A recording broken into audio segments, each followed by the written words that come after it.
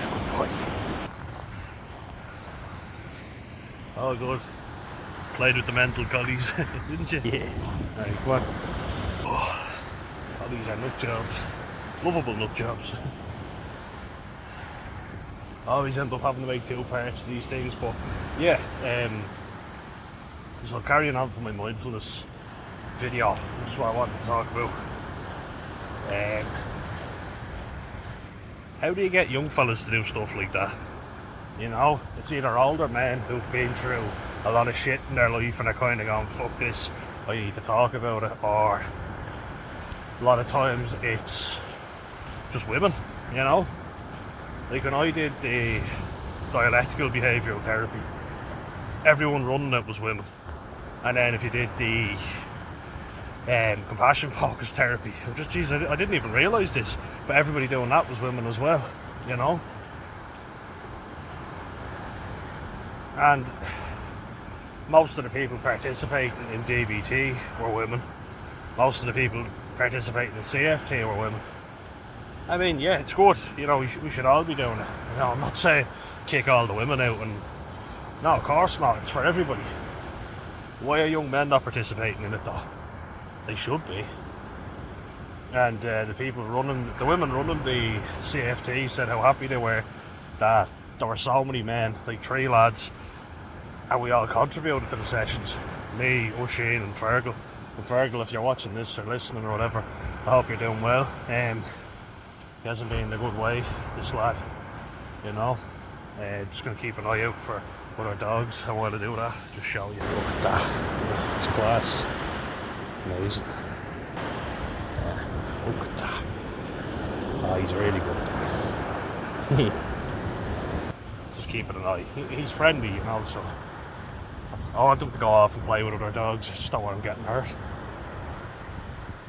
I trust him, yeah. It's just other dogs, you don't always know. Ah, yeah. All good. All good. But yeah, it's not very good, is it? Like if you don't see a familiar face doing the dialectical behavioural therapy. There was this lad. Good boy. Come on, we keep going. Nah. Plugged, aren't you? Yeah. He's kind of worried. Can I go back? Alright. Yeah, good boy. But like, if you're not seeing a familiar face, like if you're not seeing young lads showing up, and let's face it, a lot of young fellas play the hard man, but if their mates aren't doing something, they're not going to do it, especially in Ireland. We're very much, oh, if my mates don't do it, I don't want to do it. So I feel like it's more important for us over here as well that we just start making it more of a habit, you know, more normal. Normalise people going, and you got to open it up in different ways, you know. There's different ways of doing it.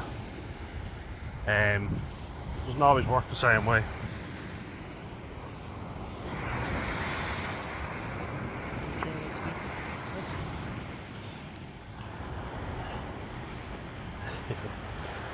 Yeah, what I want to normalise is young lads going and talking about their feelings.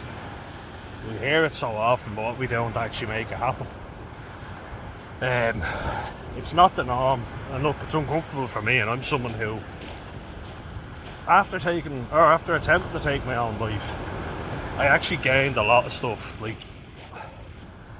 I gained a sense of, I don't ever fucking want to feel like that again, and I'll do and try anything not to. Now, that can go one of 2 ways, where you're trying every substance. It's kind of like, I already tried substances to feel better. How about now we try talk therapy? So I thought I'll do that. And I did, and it's working. It is awkward though, especially when you don't see familiar faces. Luckily for me as well, which was both a blessing and a curse, but I'm used to doing things on my own, so I don't need loads of people to go somewhere with me. So you can kind of say, oh, but you need friends. You do, and I felt fucking so lonely as a kid. Didn't have an awful lot of friends, but what it's given me now is I've become comfortable on my own and with other people, so I can do stuff on my own that lots of people wouldn't. So I can go to this therapy and I can do it, and I can do my wellness program, and I can try anything really without that awkwardness.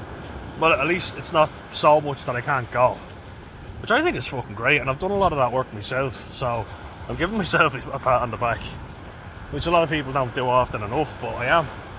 And I never would have said that before confidently, because I would have gone, what a prick, you know, but I'm not doing that anymore. Fuck that. It's stuff that a lot of people wouldn't do, so I'm impressed with myself doing it. And we all should be if we push ourselves, you know. Let's start celebrating the little things. What I really want to know, and what do you guys think, how do we get young fellas to start doing that? You know, because it's all well and good saying, oh, young people just need to talk, but we need to make an environment where they feel comfortable. And I feel like rugby can be a place to do that. Let's talk about sports, something young lads are into, and if they're not, that's fine. I was bringing up a point there before I got cut off in the first video. My brother loves art, he's finally doing art classes, and it's great for him, you know, it really is. He's very good at it too.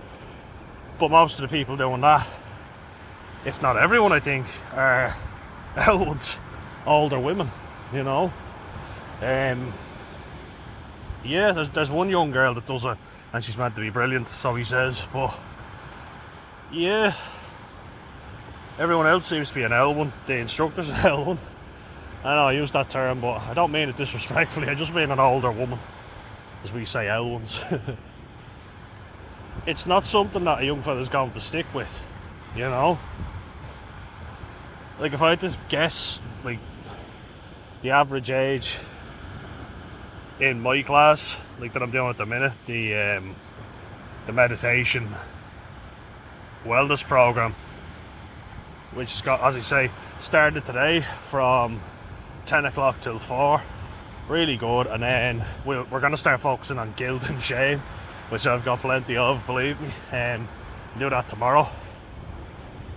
And it's good, but the average age, when we get to it eventually, I would say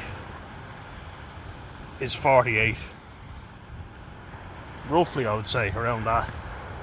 Maybe I'm overestimating, maybe I'm underestimating even. I'm trying to be generous with age, especially as I'm dealing with women. Never ask a woman her age. But just as a guesstimate, because one of the women there I was talking to today, and we went home together from the course, not in that kind of way. I'm not into MILFs. Well, I am, but nah, not in that kind of way. I'm not like that. But we were chatting, and she was saying she's a son that's older than me, so you know, you can imagine. And she even said she can't get him to do anything. I'm not going to give any personal details, but she said she can't get him to go to therapy or nothing, and he's got some issues of his own, and that's worrying, especially seeing as she's going to stuff and going to classes. But that'll give you an idea. There's more women like her. There's no young women in it either, so no one for me to flirt with. No totty. But yeah, it's important to have relatable faces. I'd say a lot of people are actually offered this stuff and they go, ah, fuck that, I couldn't be bothered. There was this big, tough looking fella before that did the DBT. You know, short hair, tats, big fella, looked strong. Scary, intimidating looking dude. And I kind of thought, I didn't want to be negative, but I thought, I don't think he'll stick with it. You know, and he didn't. He didn't strike me as the type that'd be comfortable sharing an awful lot. Whereas I've kind of gone, fuck it, and I do share. Because as I say, I've had a suicide attempt. After that, you kind of lose a lot of care. You know, you stop giving a fuck. But I don't want people to have to get to that point before they stop giving a fuck. You know, I want young fellas to feel comfortable sharing their feelings, and we need to stop making it less awkward for them. We need to make it more normal, because if we don't, this shit show is just going to continue, you know. A lot of things are geared towards empowering women, but we're forgetting about all the fucked up young men that there are out there. And it's only going to keep getting worse. You know, of course it will. He's looking at some young one doing cartwheels. He's intrigued. I love your what else? Gotta love his childlike button. But yeah, like if you go into it naively, you won't get it to anyone, you know what I mean? Like what you'll start to notice is these lads were raised this way. Like even my own mother, who talks about Reiki and you know, homeopathy and other ways of healing. She goes around with a little bit of burnt sage around the house. Even she won't go to classes like this. I can't convince her. I said I'd even find out for her because I'd see if she's eligible. There's always an excuse, you know. She kind of has the attitude of, oh no, those people have real problems and are mental. I'm not like them. And I think that's a problem as well, you know, where people have been raised to go in the old Irish way.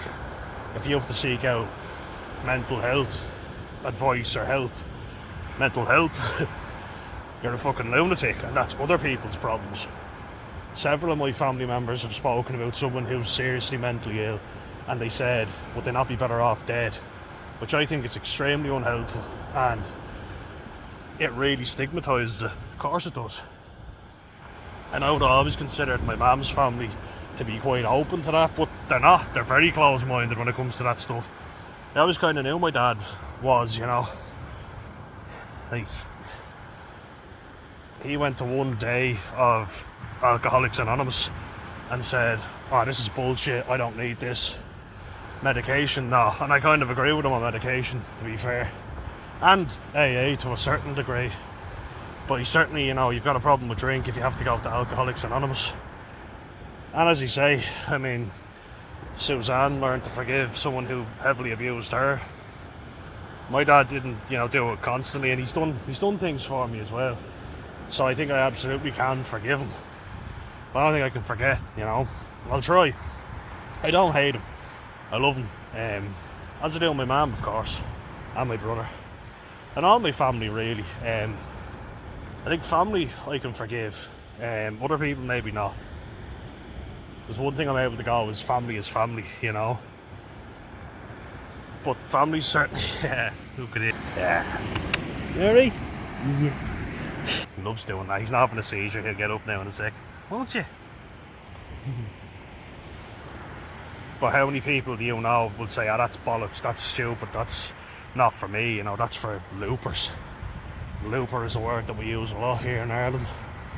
You know, mental cases, because there was a huge shame around if your family member had to go into the loony bin, mental institution, that's it, they're done, fucked, you know. They'll be on medication the rest of their life, and people always looking at them going, oh, they're fucking mental, don't believe a word they say, which I don't think is fair. And I came very close to that myself. As you say, I managed to always convince people that I was fine, but I fucking wasn't. And I'm not mental, you know, a little bit. But I'm seeking out help because I'm not going to judge things before I try them. You know, I'll try a lot of stuff. As you say, sometimes good, sometimes it may be good, sometimes it may be shit. Remember Gennaro Gattuso in his interview, sometimes it may be good, sometimes it may be shit. But yeah, if someone is closed-minded, you can bet your arse that their family probably taught them that, you know. Their family probably taught them that it's not okay to share. And not only that, you know, my mum said it was okay to share, but when you actually go to classes to help you out, she goes, oh, that's for mentalers, you know, that's stupid, or it's pointless. There's a lot of very pessimistic answers from my family on both sides, you know, or, oh, you don't have that, you're not mentally ill, what are you talking about? And at first it can sound like a good thing because you don't want to be told you're mentally ill. They're saying, no, you're fine, you know, you're great, you know, well done you, and you're like, oh yeah, cheers, when you actually need to get help, you know. So that can be just as unhelpful. But I would like to see more young lads and young people at those groups, think maybe young people as well think, oh, that's for old ones, crazy old ones. Well, I've been, and I'm not a crazy old one. Might have been in the previous life, but it is a bit quacky, it's a bit weird, it's a bit out there, but don't judge it till you try it, as they say. Give it a go, because rather that than people going and taking their own lives. Anything's got to be better than that, right? But anyway, we're coming up to the car now, so I leave it on this. See the sun going in over there. Cheers, guys, and let me know your thoughts. How do you think we can start, reaching out to more young lads and getting them to open up? And what's the best environment for that? I don't think an environment like this is the best one, but certainly something's got to work, right? So I'll leave it on that.